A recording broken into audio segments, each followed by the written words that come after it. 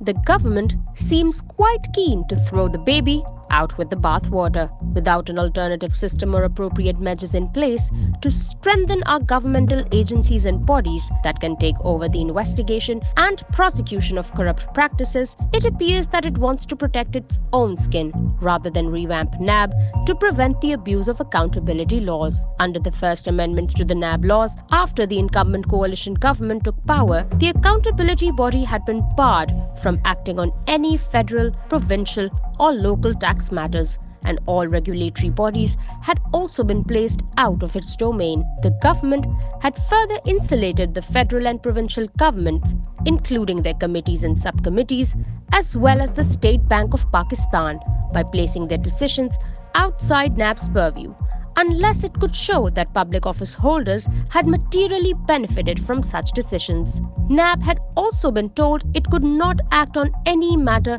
arising out of a procedural lapse in the performance of public or government work or function, project, or scheme under the same conditions. The previous government had already exempted bureaucrats and business people from NAB's purview.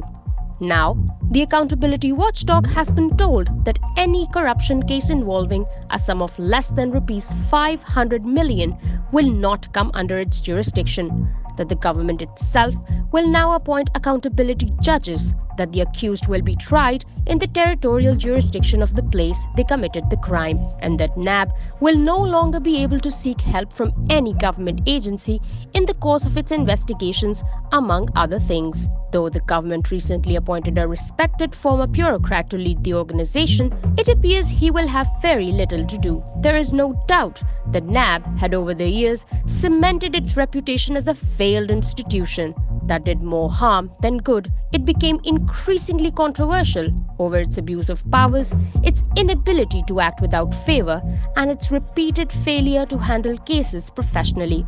Its arbitrary detention of politicians was widely seen as naked harassment.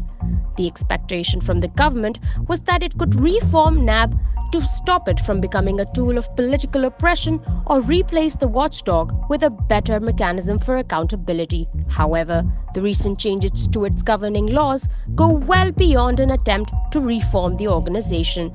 They make it seem as if the parties in power only want to preclude any legal challenges they may face in the future. The haste with which the government is proceeding is giving strength to criticism that it is only interested in protecting its leaders' interests. This cannot be condoned. If it does not want NAB around, so be it. But the government must share alternative plans for how it will put an end to the corruption endemic in our state apparatus.